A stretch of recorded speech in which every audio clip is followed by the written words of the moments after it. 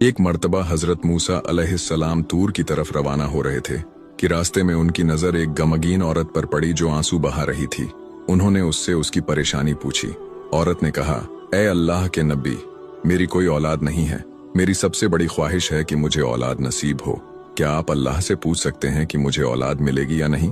हजरत मूसा अलैहिस्सलाम जब तूर पहाड़ पर पहुंचे तो उन्होंने उस औरत की बात अपने रब से कही।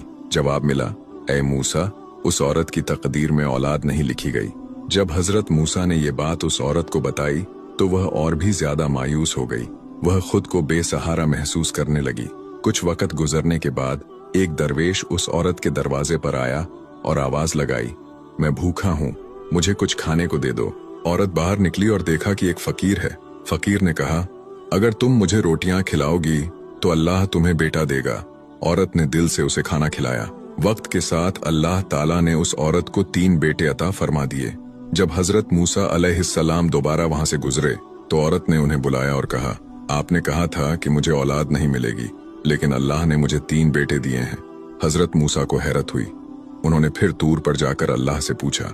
अल्लाह ताला ने जवाब दिया, ए मूसा, जब उस औरत ने मेरे दरवेश को खाना खिलाया, उसकी नेक नीयत और कुर्बानी ने मेरी रहमत को जगा दिया। जब कोई मेरी राह में कुछ कुर्बान करता है तो मैं उसकी तकदीर भी बदल देता हूँ। फिर अल्लाह ने उन्हें एक बर्तन और छुरी दी और कहा, इसे इंसानी गोश्त से भर कर लाओ। सबने इनकार किया, मगर एक गरीब आदमी राजी हो गया और अपने जिस्म से गोश्त काट कर बर्तन में डाल दिया। अल्लाह ने पूछा, तुमने अपनी चमड़ी क्यों नहीं काटी? क्या तुम इंसान नहीं? हजरत मूसा पर यह बात बहुत भारी गुजरी। उन्होंने सजदा किया और कहा, या रब, मुझे माफ कर दे।